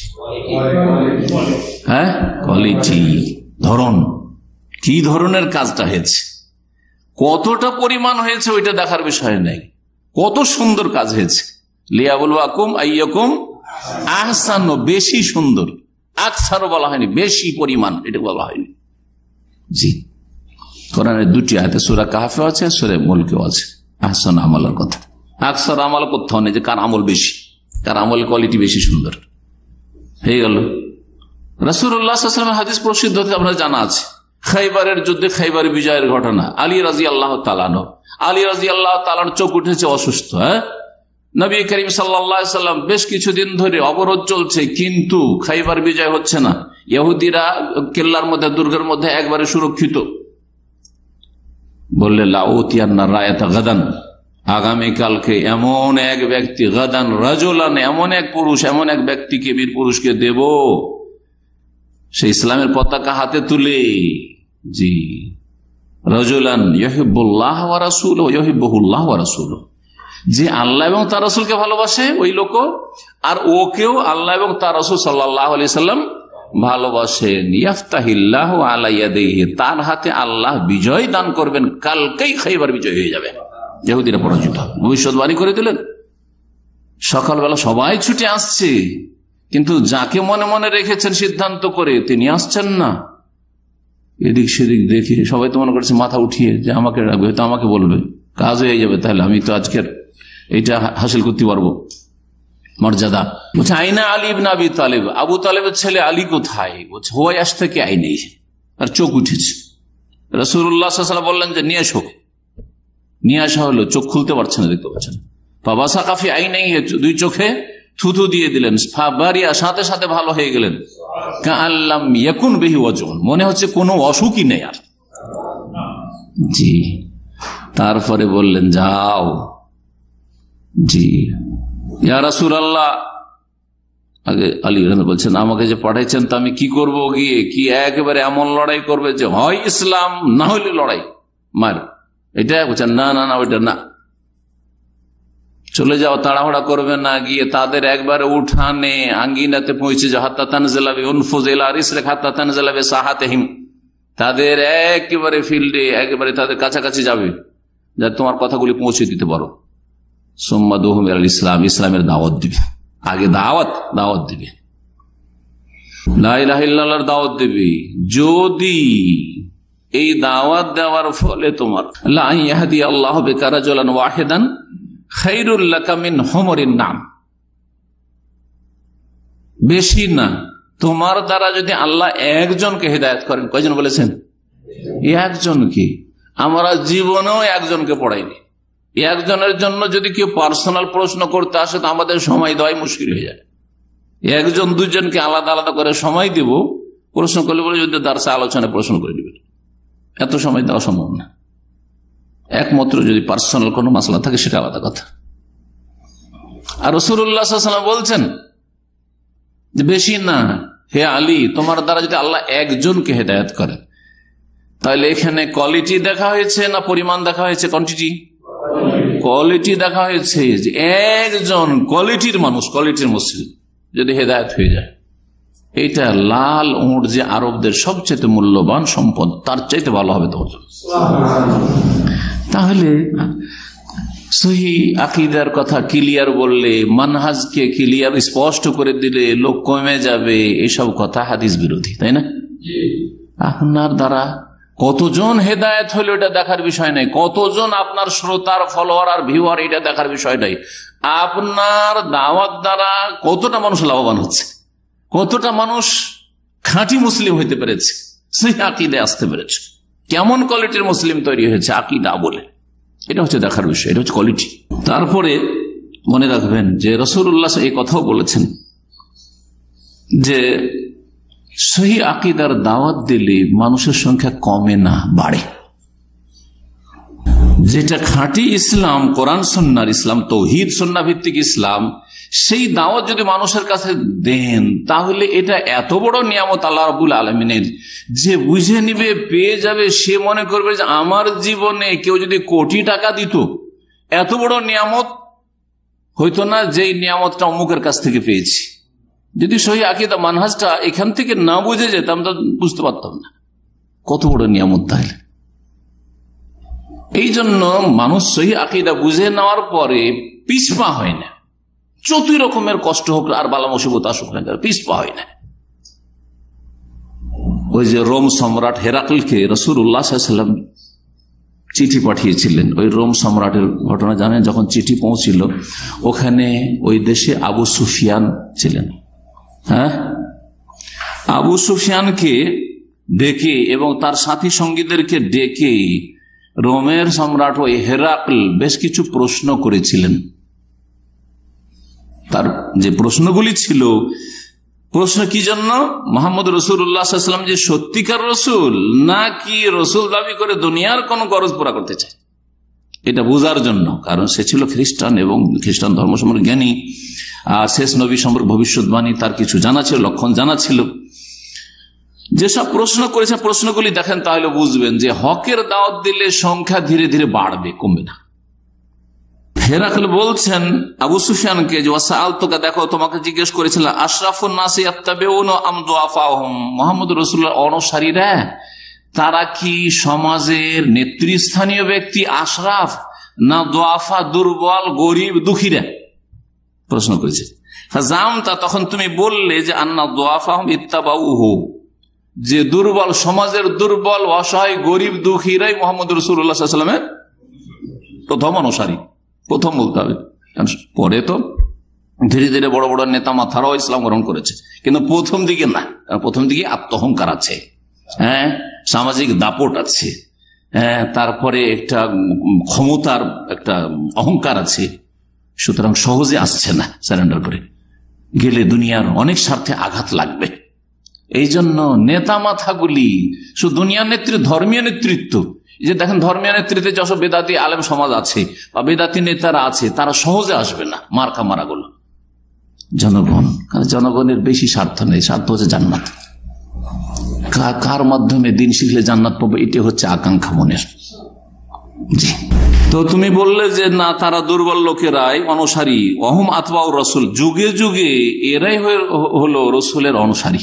সমস্ত নবী রসুলগণের অনুসারীরা প্রথম যুগে দুর্বল লোকেরাই হইতেন। ওয়াসআলতুকা, তোমাকে আরেকটা প্রশ্ন করেছে, হাল ইয়াজিদুন আও ইয়ানকুসুন, মুসলিমদের সংখ্যা, নবীর অনুসারীদের সংখ্যা বাড়ছে না কমছে? প্রশ্ন করেছিলেন কে? হেরাকল, রোম সম্রাট। ফাজামতা, তখন তুমি বলেছিলে আন্নাহুম ইয়াজিদুন, না ওদের সংখ্যা বাড়ছে ধীরে ধীরে। মক্কাতে একটা দুটা করে হইতে হইতে হইতে হইতে অনেক হয়ে গেল, তারপরে ওখান থেকে এসে মদিনাতে একেবারে আরো সংখ্যা বাড়তে লাগলো, আর মক্কা বিজয়ের পরে তো বলতে হবে না, সংখ্যা তাদের বাড়তেই আছে। ঘটনা হুদায়বিয়ার সন্ধির পরের, এই চিঠিপত্র পাঠানোর মক্কা বিজয়ের আগের, তো সংখ্যা বাড়তে আছে তুমি বললি।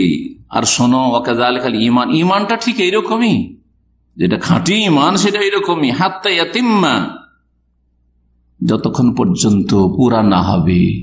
ঈমান মানুষের অন্তরে যখন ঢুকে যায়, ফাকাযালিকাল ঈমান হিনা তুখালিতু বাশাশাতুল কুলুবা, ঈমানটা এমনই বিষয় যে যখন মানুষের হৃদয়ের অঙ্গে অঙ্গে পৌঁছে যায়, হৃদয়ের প্রত্যেকটি অঙ্গে প্রত্যেকটি ক্ষেত্রে যখন পৌঁছে যায়, তখন ঈমান কি অন্তর থেকে কেড়ে না অত সহজ নয়, তখন বাড়তেই থাকে। যে নাজাত পেয়ে যায় কুফরি থেকে, শিরক থেকে, সে মনে করে যে বাকিগুলোকে আমি নাজাত দেব। হচ্ছে না? একজন সহিহ আকীদার দাওয়াত পেলে সে চিন্তায় লেগে যাচ্ছে যে আমি আমার বাড়িকে, আমার আত্মীয়দেরকে, আমার বংশধরকে, আমার গ্রামবাসীকে, আমার এলাকাবাসীকে, আমার দেশবাসীকে কি করে আমি শিরক বিদআতের রাস্তা দিয়ে বের করবো। এরা এমন দাওয়াতের কাজে মানে জানমালের কোরবানি যারা প্রস্তুত হয়ে যায়, যে জন্মসূত্রে সহিহ আকীদার লোকের এই ক্ষমতা হয় না। কারণ হাড়ে হাড়ে টের পাচ্ছে যে আমি ছিলাম কি, আর আলহামদুলিল্লাহ আল্লাহ আমাকে কতটা নিয়ামত দান করেছেন। তাদের আরেকটি সংশয়, সেটা হচ্ছে বিশেষ করে এই ক্ষেত্রের সাথে সম্পর্কিত, আর এই মর্মে একাধিক জায়গা থেকে মাঝে মধ্যে প্রশ্ন এসে থাকে বিভিন্ন দেশ থেকে। সেটা হচ্ছে যে সহিহ আকীদার ওলামাদের কাছ থেকে আর দায়ীদের কাছ থেকে ইলম শিখতে হবে, এটা হচ্ছে দ্বীন ইসলামের কথা। এই বিষয়ে আরেকটা আলোচনা হবে, তখন ওই বিষয়ে দলিলগুলি পেশ করব। বিদআতি আলেম যারা ভালো কথাও বলে আর ভুল কথাও বলে, তাদের কাছ থেকে দ্বীন শিখা যাবে না। যারা মানহাজকে গোপন রাখে, তাদের কাছ থেকে দ্বীন শিখা যাবে না, কারণ তারা ইখলাসের সাথে আপনাকে সহি কথা দিতে চায় না। কখনো সহি বলবে, কখনো ডিসকাউন্ট দিবে, আবার হ্যাঁ শিরক বিদআতকারীদেরকে। সুতরাং তাদের কাছ থেকে দ্বীন শেখা যাবে না। এই ক্ষেত্রে একটা সংশয় তারা পেশ করে থাকে যে আয়াতুল কুরসির ফজিলত আবু হুরায়রা রাদিয়াল্লাহু তাআলা আনহু শিখেছেন ইবলিস থেকে। তো ইবলিস থেকে যদি আয়াতুল কুরসির ফজিলত শিখতে পারে, তো আমরা বেদাতি আলেম বা বেদাতি বক্তার কাছ থেকে ভালো কথা যার ভালো বলে আর কিছু ভুলবার ভালো বলে তাদের কাছ থেকে শিখলে অসুবিধাটা কি?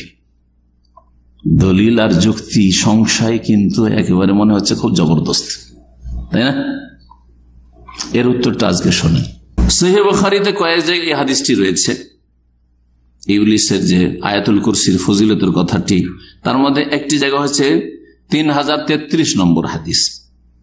ওতে রয়েছে যে চোর মানুষরূপী হয়ে এসেছিল ইবলিস, ধরা খেয়ে গেল, একদিন দুদিন তিন দিন, তিন দিনের দিন আর ছাড়লেন না। 2 দিন তো মায়া করে ছেড়েছেন কান্নাকাটি দেখে, কিন্তু 3য় দিন আর ছাড়ছেন না। যখন ইবলিস দেখলো যে আবু হুরায়রা ছাড়ছেন না, ফিতরার যে খেজুর ছিল, খেজুরের তিনি সিকিউরিটি পাহারাদার ছিলেন, তখন দেখলো যে একটাই উপায় আছে, একটা ভালো কথা শিখিয়ে দিই, আমার অনিষ্ট থেকে আর জিন শয়তান অনিষ্ট থেকে কি করে বাঁচবে এটা শিখিয়ে দিই। শিখিয়ে দিলে যে নুন খাবে গুণ গাইবে, তোমাকে ছাড়বে। তো ইবলিস বলল, ফাকালা ইযা আওয়াইতা ইলা ফিরাশিকা, যখন তুমি তোমার বিছানায় আসবে, ফাকরা আয়াতুল কুরসি, তখন তুমি আয়াতুল কুরসি পড়বে। যদি আয়াতুল কুরসি পড়ে শুয়ে যাও বিছানায়, তো লাম ইয়াজাল আলাইকা মিনাল্লাহি হাফিজুন ওয়ালা ইয়াকরুবুকা শাইতানুন, সারা রাত ধরে সর্বদা সর্বক্ষণ তোমার জন্য একজন সুরক্ষাকারী, হেফাজতকারী, সিকিউরিটি পাহারাদার নিযুক্ত থাকবে মিনাল্লাহ, আল্লাহর তরফ থেকে। আল্লাহ যদি হেফাজতে কাউকে নিযুক্ত করেন তাহলে শয়তান কি আর ক্ষতি করতে পারবে না। এতে তো হয়ে গেল। তারপরও তাকে বলছে ওয়ালা ইয়াকরুবুকা শাইতান, আর শয়তান তোমার কাছেও আসতে পারবে না। শয়তান সারা রাত ধরে তোমার কাছেও আসতে পারবে না, হাত্তা তুসবিহা, ভোর হওয়া পর্যন্ত। নবী করিম সাল্লাল্লাহু আলাইহি ওয়াসাল্লাম ফজর নামাজে দেখা আবু হুরায়রা হাজির নবী সাল্লাল্লাহু আলাইহি ওয়াসাল্লামের কাছে মসজিদের সামনে। হ্যাঁ আবু হুরায়রা, মাযা ফাআলা আসিরুকাল বারিহা, আজকে রাতে, আগে তো হয়েছিল যে রাতে, তোমার বন্দির কি খবর আজকে? ইয়া রাসূলুল্লাহ, আজকে তো ছাড়তাম না, 2 দিন ছেড়েছিলাম, কিন্তু একটা ভালো কথা মনে হচ্ছে শিখিয়ে দিয়েছে। সেটা হচ্ছে যে আয়াতুল কুরসির নাকি এরকম ফজিলত আছে, শিখিয়ে দিয়েছে, রাত্রে ঘুমাবার আগে পড়লে। রাসূলুল্লাহ সাল্লাল্লাহু আলাইহি ওয়াসাল্লাম কি বলেছিলেন মন্তব্য করে? সাদাকাকা, তোমাকে সে সত্য বলেছে। মানে এই যে আয়াতুল কুরসির ফজিলতটি বললো সেটা হচ্ছে সত্য, তবে ওয়াহুয়া কাযুবুন, সে হচ্ছে মহামিথ্যুক, চরম মিথ্যাবাদী। আরো বলেছেন যাকা, তুমি চেনো কি ওকে? হ্যাঁ, যাতে করে তার আকীদা মানহাজ অস্পষ্ট না থাকে। চেনো, যাকা শয়তানুন তারিফ আবু হুরায়রা, আবু হুরায়রা তুমি জানছো কি ওর কে? যে আর আমি তো জানি না, আমি জানি মানুষ একটা চোর এসেছিল। বলছে না না না, যাকা শয়তানুন, হচ্ছে শয়তান, হচ্ছে জিন শয়তান, মানুষের রূপ ধরে এসেছিল। এখন এই হাদিসে কিন্তু উত্তর আছে সংশয় কি? যে যদি আবু হুরায়রা আয়াতুল কুরসির ফজিলত শয়তানের কাছ থেকে নিতে পারে, তো আমরা বেদাতি বক্তা বা বেদাতি আলেমের কাছ থেকে দিন শিখলাম, তো অসুবিধা কি? বা মানহাজ গোপনকারী আলেমের কাছ থেকে যদি ভালো কথা, যেটাকে ভালোই মনে হচ্ছে সেটা শিখি, তাহলে অসুবিধাটা কি? এর উত্তর, আচ্ছা, রাসূলুল্লাহ সাল্লাল্লাহু আলাইহি ওয়াসাল্লাম উত্তর দিচ্ছি। এখন রাসূলুল্লাহ সাল্লাল্লাহু আলাইহি ওয়াসাল্লাম যদি সত্যায়ন না করতেন, তো আপনি কি মনে করেন যে আবু হুরায়রা শুধু শয়তানের কথা শুনে আমল করতো নাকি? আর যদি নবী সাল্লাল্লাহু আলাইহি ওয়াসাল্লাম সত্যায়ন না করতেন, তো আবু হুরায়রা আমল করাটা কি জায়েজ হতো নাকি? যে শয়তানের কাছ থেকে তালিম, কথাটা তো ভালো, কারণ কোরআনেরই আয়াত, আয়াতুল কুরসি, আর ওরই ফজিলত বয়ান করছে। খারাপ যে বয়ান করছে সে হচ্ছে খারাপ, কিন্তু অসুবিধা নেই, কথাটা তো ভালো। এটা না বলছে বেদাতিরা, যে বয়ান করেছে সে বেদাতি বক্তা বা মানহাজ গোপনকারী, কিন্তু কথাটা তো ভালো, সুতরাং আমাদের নিতে অসুবিধা কি? এইভাবে কি নিয়েছেন আবু হুরায়রা? না, রাসূলুল্লাহ সাল্লাল্লাহু আলাইহি ওয়াসাল্লামের কাছে কথাটা পেশ করলেন, তখন রাসূলুল্লাহ সাল্লাল্লাহু আলাইহি ওয়াসাল্লাম বলে সাদাকাকা, মানে তোমাকে যে ফজিলতটা বলেছে সেটা সত্য। তো নবী সাল্লাল্লাহু আলাইহি ওয়াসাল্লাম সত্যায়ন করলেন না? যখন সত্যায়ন করে দেওয়া হয় তখন সেটার মূল্য কেমন হয় তো বোঝাই যাচ্ছে, তাই না? ঠিক না? জি। রাসূলুল্লাহ সাল্লাল্লাহু আলাইহি ওয়াসাল্লাম যখন সত্যায়ন করে দিলেন তখন নবী সাল্লাল্লাহু আলাইহি ওয়াসাল্লাম সেটা অনুমোদন হলো না, সেটা স্বীকৃতি হলো না, সেটা তাকরীর হলো না আরবি ভাষায়। আর নবী করিম সাল্লাল্লাহু আলাইহি ওয়াসাল্লামের হাদিস কয় রকম? 3 রকম, কওলি বাচনিক, ফেলি আমলগত কর্মগত, আর তাকরীরি মানে অনুমোদন বা জি নবী সাল্লাল্লাহু আলাইহি ওয়াসাল্লাম সম্মতি। নবী সাল্লাল্লাহু আলাইহি ওয়াসাল্লাম সত্যায়ন করলেন, সার্টিফিকেট দিলেন যে কথাটা ঠিক। তবে তার সম্পর্কে জেনে রাখো সাবধান যে সে হচ্ছে চরম মিথ্যাবাদী। তার মানে তার হাজারে কয়েক হাজারে একটা কথা ঠিক হয়, এটা ঠিক। মহামৃত্যু কাকে বলবেন? যে অহরহ মিথ্যা কথা বলে, তাই না? তারপরে সে হচ্ছে শয়তান। তাহলে নেগেটিভ দুটা বললেন, যে কাযুবন মিথ্যাবাদী চরম, আর তার সাথে সাথে শয়তানও, আর তার এই কথাটা ঠিক। আপনি যার কাছ থেকে শিখছেন তার কথাগুলির কোনটাতে সে সাদা কাকা, সে সত্য বলেছে, আর কোনগুলিতে সে কাযুবন মিথ্যা বলছে। আপনি একজন সাধারণ মুসলিম বা মাধ্যমিক পর্যায়ের বা প্রাথমিক পর্যায়ের আপনি একজন ইসলামের স্টুডেন্ট, দিন শিখছেন। আপনি কি করে বিবেক বিবেচনা সিদ্ধান্ত করবেন, আর আপনি কি করে নিশ্চিত হবেন যে যেই কথাগুলি বক্তা বলছেন যদিও মানহাজ গোপনকারী অথবা বেদাতি, তো আর এই কথাগুলি ঠিক, এই কথাগুলি ঠিক না, এই ক্ষমতা আছে? যদি এই ক্ষমতাই থাকতো তাহলে শিখারই বা কি প্রয়োজন আপনার ওর কাছে গিয়ে? বোঝা গেছে কিনা? 2 নম্বর কথা মনে রাখবেন, যে যার কাছ থেকে শিখে তার কাছে সে দুর্বল সবসময়। যে যার কাছ থেকে উপকৃত হয় সে তার সম্পর্কে দুর্বল থাকবেই, তার অন্তরে নম্রতা থাকবে, সে তার কাছে নিজেকে ছোট মনে করবেই। কথা ঠিক না? তাহলে যখন আপনি মানহাজ গোপনকারী বক্তার কাছ থেকে শিখবেন বা শুনবেন, বা বেদাতি বক্তার কাছ থেকে, যাদের বেদাতি মানহাজের, ভালো কথাই তো বলছে, এই তো দেখেন বলছে যে মাজারে যেতে হবে না, কিন্তু ওইদিকে বলছে যে ইকামতের দিনের কোনো ভূমিকা নেই আপনাদের, খালি তৌহিদ তৌহিদ করছেন, গলা কাটা তৌহিদ। এই তৌহিদ দিয়ে কি হবে? রাষ্ট্রীয় শিরকের কথা বলছেন না?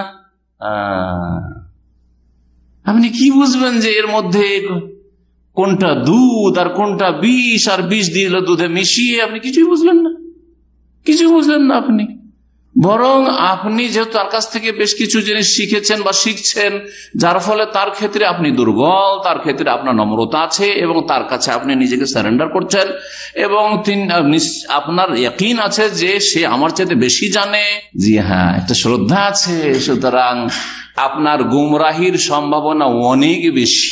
শুধু গুমরাহির সম্ভাবনা অনেক বেশি। সুতরাং মনে রাখবেন, মানহাজ গোপনকারী বক্তা বা আলেমদের কাছ থেকে, দায়ীদের কাছ থেকে, এবং যারা বেদাতি মানহাজের তাদের কাছ থেকে ভালো কথাও শেখা যাবে না। আর একটা ক্ষতিকর দিক আছে, সেটা হচ্ছে যখন বেদাতি বক্তাদের কাছে, বেদাতি আলেমের কাছ থেকে বা মানহাজ গোপনকারী আলেমের কাছ থেকে আপনি শিখবেন যে তার কাছে কিছু ভালো তো আছে, শিখবেন, তখন অন্য লোকেরা কি হবে? প্রতারিত হবে, ধোঁকা খাবে। আপনি নিজেও ধোঁকা খাচ্ছেন, কারণ আপনি অনেক ক্ষেত্রে সিদ্ধান্ত নিতে পারছেন না যে এর কোনটা ঠিক কোনটা ভুল। আর বহু লোক আপনার কারণে বিভ্রান্ত হবে। আপনাকে যখন দেখবে যে বেদাতি বক্তার ওয়াজ শুনছেন আপনি, আর আপনি ভাবছেন যে আমি সিনিয়র, অনেক পড়াশোনা করেছি, সুতরাং ওর বক্তব্যে কোনটা ভুল আছে বুঝে নেব। যদি বলে যে মিলাদ জায়েজ, তাহলে বুঝবো যে না, এটা বেদাত, এটা ভুল। কিন্তু যদি বলে যে সিরাতুন নবী, মিলাদুন নবী করবো না, কিন্তু বারোই বলে আমরা সিরাতুন নবী করবো, সেটা বোঝার তো আপনার ক্ষমতা নেই, তখন আপনি গুমরাহ হলেন। এক, আপনার কারণে, আপনার শোনার কারণে প্রতারিত বা ধোঁকা খেলো আর গুমরাহ হইল আপনার পরিবারের লোক। দেখছে যে অমুক বক্তার ওয়াজ আমার স্বামী শুনছে, আপনার স্ত্রী আপনার কারণে গুমরাহ, সব কথা তখন শুনছি, আমার স্বামীকে শুনতে দেখেছি, সব শুনছে আর সব বিশ্বাস করছে। আপনার ছেলেমেয়েরা, আপনার আত্মীয় স্বজন, আপনার বাপ মা, আপনার বন্ধু বান্ধব দেখে যে আপনি তো অমুক অমুকের ওয়াজ ভালোই শোনেন, ধোঁকা খাবে না, গুমরাহ হবে কি হবে না? হয়তো আপনি দাবি করছেন আমি একটু বেশি বুঝি, সেই জন্য বিবেক বিবেচনা করে নিতে পারবো যে কোনটা ভুল কোনটা ঠিক। যে এই দাবি তো আপনি ভুলে আছেন, ভুল ধারণা আছেন, কিন্তু বাকিরা আপনার আশেপাশে ওরা ধোকা খাবে আর মনে করবে যে না এরাও সহি আকীদা সহি মানহাজের। এইভাবে বিভ্রান্ত হচ্ছে, এইভাবে বিভ্রান্ত হচ্ছে। যখনই এদের কথাগুলি প্রচার করবেন তখন মানুষ মনে করে যদিও ওদের কাটিং সহি কাটিংটা প্রচার করছেন, অনেকে বলছে যে আমি তার সহি কথাটা প্রচার করছি, সে একটু বেদাতি মানহাজের হইলো কি হবে, সহি কথাটি প্রচার করছি। এর মাধ্যমে মানুষ বিভ্রান্ত হবে না যে যখন আমাদের সহি আকীদার ভাইরা এগুলি প্রচার করছে তাহলে ওর কথা নেওয়া যাবে, ওর কাছ থেকে এলেম নেওয়া যাবে। এখন যারা আমাদের দেশের চরমপন্থী বক্তা আছে তাদের ধরেন একজন জসিমউদ্দিন রহমানী। এখন জসিমউদ্দিন রহমানী গরম গরম কিছু বক্তব্য, আর তার মধ্যে ধরেন ওই আপনি জঙ্গিবাদটা বুঝেন বা সন্ত্রাস বুঝেন, আপনি চরমপন্থাটা বুঝেন, খারিজিদের ওইটা বুঝেন, ওইটা প্রচার করলেন না। হয়তো অনেকে তো গুমরাহ ওইটাও প্রচার করছে, ওটা প্রচার করলেন না, কিন্তু ওর ধরেন মযহাবী গোঁড়ামির ব্যাপারে অথবা এইরকম কিছু মাজার টাজার সম্পর্কে হয়তো কোনো একটা কথা আপনার পক্ষে গেছে যে মাজারের বিরুদ্ধে বলেছে, আপনি দিলেন প্রচার করে। এতে লোকেরা কি বুঝবে যে এই খারেজিটাও সহি আকীদার লোক, বুঝবে না? বুঝবে না? গুমরাহ হইল না? হইল না? তো আশা করি এই বিষয়গুলি স্পষ্ট হবে, আল্লাহ যেন বোঝার তৌফিক দান। এই জন্যই যাদের মানহাজ গোপন লুকিয়ে রাখার চেষ্টা করে, নিজেকে সালাফি বলে না, আর তাকে আপনারা তার কাছ থেকে আপনি বক্তব্য শুনবেন, তার কাছ থেকে এলেম শিখবেন, নিজেরাও গুমরাহ হবেন আর অন্যদেরকেও গুমরাহ করবেন, প্রতারিত করবেন, বহু লোক প্রতারিত হবে। আর এইরকম সহি আকীদার মিডিয়াতে বেদাতি, আধা বেদাতি, মানহাজ গোপনকারী বক্তাদের আলোচনা নিয়ে আসা জায়েজ নয়। যারা নিয়ে আসবে তারা অনেক গুনহার বোঝা উঠাইতে হবে তাদেরকে, তাদের কারণে যদি লোকেরা গুমরাহ হয়। আশা করি এই বিষয়গুলো বোঝার চেষ্টা করবেন। সুতরাং এই যে শেষ বিষয়টি ছিল যে ইবলিসের এই শিক্ষা থেকে দলিল পাওয়া যায় না, বরং দলিল পাওয়া যায় যে আপনাকে নবী করিম সাল্লাল্লাহু আলাইহি সাল্লাম থেকে দলিল পেতে হবে, তখন নেবেন। আচ্ছা, সহি কথাটি একজন মানহাজ গোপনকারী বক্তা বলেছে, আর একজন বেদাতি বক্তা বলেছে, আর একজন একবারে কোরআন সুন্নাহর খালেস অনুসারী বক্তা বলেছে। অনেক কথা আছে কি নাই? আছে। আপনি ও বেদাতি বক্তার রেফারেন্স না দিয়ে বা মানহাজ গোপনকারী বক্তার মাধ্যমে না শিখিয়ে সহি আকীদাকে ক্লিয়ার করে যারা বর্ণনা করে তাদের বক্তব্য পেশ করে শিখান, যাতে মানুষের ক্ষতির কোনো দিক নেই। বুঝছেন না? বুঝছেন না? শাইখ ইবনে বাজ রাহিমাহুল্লাহ বা শাইখ ইবনে উসাইমিন, শাইখ নাসিরউদ্দিন আলবানী বা ইমাম ইবনে তাইমিয়া রাহিমাহুল্লাহ, তাদের বক্তব্য থেকে একটা কথা, শেখ সালেহ ফওজান হাফেজাহুল্লাহ, তাদের বক্তব্য থেকে এটা পেশ করে দিলাম। এরা সালাফি মানহাজের উলামা কিরাম, তাদের বক্তব্য থেকে পেশ করলাম। এই কথাটি ধরেন কোন একজন বেদাতি মানহাজের আলেম বলেছেন, তাদের হাওয়ালা না দিয়ে তাদের বক্তব্য থেকে বা তাদের লিখনি থেকে আপনি কোট না করে আপনি সহিহ আকীদার আলেমদের ওই কথাটি আছে ওইটা পেশ করতে পারেন আপনি, যাতে মানুষের ক্ষতির আশঙ্কা নেই। আল্লাহ যেন এই বিষয়গুলো বুঝার তৌফিক দান করেন এবং আমাদেরকে ভুল মানহাজ থেকে, শিরক বিদআতের মানহাজ থেকে এবং শিরক বিদআতের মানহাজ অবলম্বনকারী এবং মানহাজ গোপনকারী আলেম, বক্তা, দায়ী এবং ইসলামের প্রচারকদের থেকে, তাদের অনিষ্ট থেকে বেঁচে থাকার তৌফিক দান করেন। ওয়া সাল্লাল্লাহু আলা মুহাম্মদ ওয়া আলা আলিহি ওয়া সাহবিহি আজমাইন।